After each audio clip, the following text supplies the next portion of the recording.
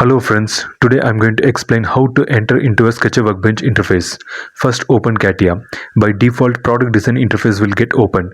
Just close this because in this interface assembly of parts will be done. Click file option, click new, a new dialog box will get opened. Now scroll down, click part option, another new dialog box will get opened. Now in this dialog box enter part name as anything as you wish. Okay, I will enter as 1. Okay, now click OK. Now part design workbench interface will be opened. In this interface on the left top corner you will have specification tree.